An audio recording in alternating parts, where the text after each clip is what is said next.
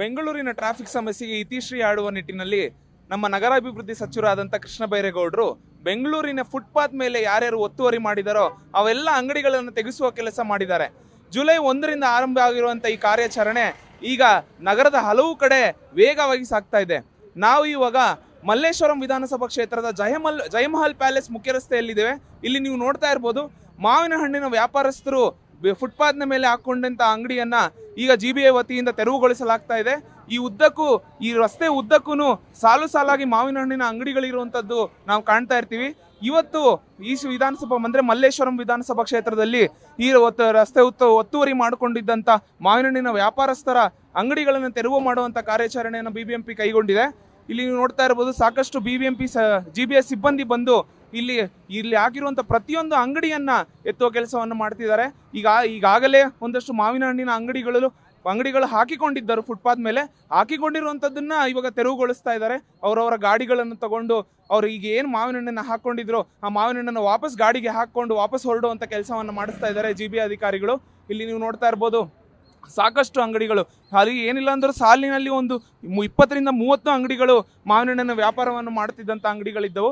ಈಗ ಎಷ್ಟು ಅಂಗಡಿಗಳನ್ನು GBA ಒತ್ತುವರಿ ಮಾಡಿರುವಂಥ ಕಾರಣ ಫುಟ್ಪಾತ್ ಒತ್ತುವರಿ ಮಾಡಿರುವ ಕಾರಣದಿಂದ GBA ತೆರವುಗೊಳಿಸ್ತಾ ಇದೆ. ಇದು ಕೃಷ್ಣ ಬೈರೇಗೌಡರು ಖಡಕ್ ಸೂಚನೆ ಕೊಟ್ಟಿದ್ದಂಥ ಈ ಹಿನ್ನೆಲೆಯಲ್ಲೇನೆ ಈಗ ಕಾರ್ಯಚಟುವಟಿಕೆ ಜೋರಾಗಿ ನಡೆದಿದೆ ಅನ್ನುವಂಥದ್ದು ನಾವು ನೋಡ್ತಾ ಇದೀವಿ. ಇಲ್ಲೊಂದಷ್ಟು ಮಾವಿನ ಹಣ್ಣಿನ ವ್ಯಾಪಾರಿಗಳು ತಮ್ಮ ಫುಟ್ಪಾತ್ ಮೇಲೆ ಇಷ್ಟು ದಿನ ಜೀವನ ನಡೆಸ್ತಾ ಇದ್ದಂಥ ಮಾವಿನ ಹಣ್ಣಿನ ವ್ಯಾಪಾರಿಗಳು ಕೆಲವೊಂದು ಜನ ನಮ್ಮ ಜೊತೆಗಿದ್ದಾರೆ. ಅವ್ರನ್ನ ಮಾತಾಡಿಸ್ತಾ ಹೋಗ್ತೀವಿ. ಸರ್ ಬನ್ನಿ ಸರ್.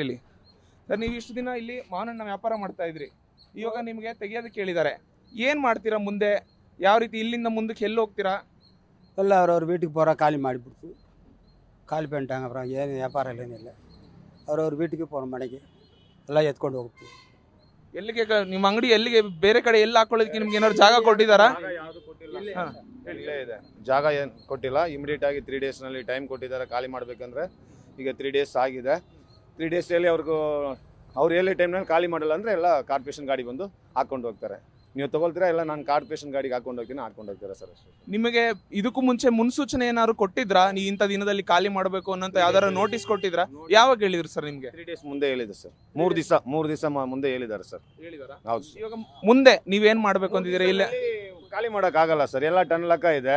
ಒಂದೇ ದಿವಸನಲ್ಲಿ ಒಂದು ಟನ್ನು 2 ಟನ್ ಮಾರಕ್ಕೆ ಆಗಲ್ಲ. ಈಗ ಸೀಸನ್ ಎಂಡಿಂಗ್ ಟೈಮ್ನಲ್ಲಿ ಮಾವಿನ ಸೇಲ್ ಕಮ್ಮಿ ಆಗುತ್ತೆ.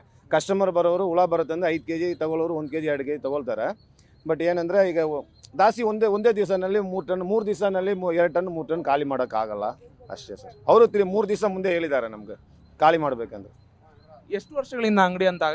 ಮ್ಯಾಕ್ಸಿಮಮ್ ಇಲ್ಲಿ ಒಂದು 40 ಇಯರ್ಸ್ ಇದೆ ಸರ್.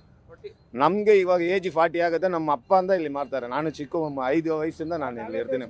40 ಇಯರ್ಸ್ ನಮ್ಮ ಅಪ್ಪ ಇಲ್ಲಿ ವ್ಯಾಪಾರ ಮಾಡ್ತಾರೆ. 40-50 ಇಯರ್ಸ್ ಮಾಡ್ತಾರೆ. ಇವಾಗ ಯಾವುದೇ ಮುಂಡ್ರೇಟಿಪಾಳ್ಯ ಏರಿಯಾನಲ್ಲಿ 50 ಇಯರ್ಸ್ ವ್ಯಾಪಾರ ಮಾಡ್ತಾರೆ ನಮ್ಮ ಅಪ್ಪ.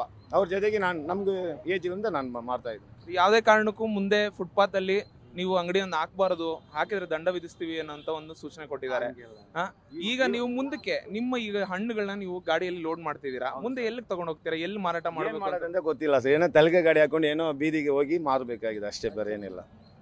ಎಷ್ಟು ಬಂಡವಾಳ ಹೂಡಿಕೆ ಮಾಡಿದ್ರಿ ಸರ್ ನಿಮ್ಮ ಅಂಗಡಿ? ಈಗ ಇದೆ 2 ಲಕ್ಷ ಹಣ್ಣಿದೆ. ಇನ್ನು ಗಾಡಿನಲ್ಲಿ ಇದೆ, ತುಂಬಿಸ್ಕೊಂಡು ಇಟ್ಟಿದೆ. 2 ಲಕ್ಷ ಹಣ್ಣಿದೆ. ಈಗ ರೇಟ್ಗಳು ಜಾಸ್ತಿ ಆಗಿದೆ. ಕಮ್ಮಿ ರೇಟ್ ಟೈಮ್ನಲ್ಲಿ ಅಷ್ಟೊಂದು ಆಗಲ್ಲ. ಈಗ ರೇಟ್ ಜಾಸ್ತಿ ಇದೆ. 50 ರೂಪಾಯಿ ಇದ್ದಿದ್ದು ಹಣ್ಣು ಇವಾಗ 100 ರೂಪಾಯಿ ಆಗಿದೆ. 100 ರೂಪಾಯಿ ಇರೋದು ಹಣ್ಣು ಇವಾಗ 200 ರೂಪಾಯಿ ಆಗಿದೆ. ಹಂಗೆ ಡಬಲ್ ರೇಟ್ ಆಗಿದೆ. ಈ ಟೈಮ್ನಲ್ಲಿ ಹಿಂಗಾಗಿದೆ ಅಷ್ಟೇ ಸರ್. ನೋಡ್ತಾ ಇದ್ರಲ್ಲ, ಇದಿಷ್ಟು ಇಲ್ಲಿನ ವ್ಯಾಪಾರಸ್ಥರು 40-50 ವರ್ಷಗಳಿಂದ ವ್ಯಾಪಾರ ಮಾಡಿಕೊಂಡು ಬಂದು ಇಲ್ಲಿ ಇವತ್ತು 3 ದಿನ ಮುಂಚೆ ಅವರಿಗೆ ಮುನ್ಸೂಚನೆಯನ್ನ ಕೊಟ್ಟು ತಮ್ಮ ಅಂಗಡಿಗಳನ್ನು ತೆರವು ಮಾಡಬೇಕು ಅಂತ ಹೇಳಿದ್ದಾರೆ.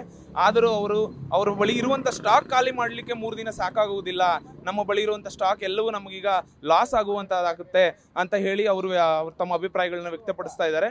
ಇದಿಷ್ಟು ಇಲ್ಲಿನ ಪರಿಸ್ಥಿತಿ. ಜಯಮಹಲ್ ಮುಖ್ಯ ರಸ್ತೆ ಮಲ್ಲೇಶ್ವರಂ ವಿಧಾನಸಭಾ ಕ್ಷೇತ್ರದಲ್ಲಿ GBA ಮಾಡುತ್ತಿರುವಂತ ಕಾರ್ಯಾಚರಣೆಯ ಪರಿಸ್ಥಿತಿ. ಕ್ಯಾಮ್ರಾಮನ್ ಬಾಲು ಜೊತೆ ಪ್ರಜ್ವಲ್, TV5 ಬೆಂಗಳೂರು.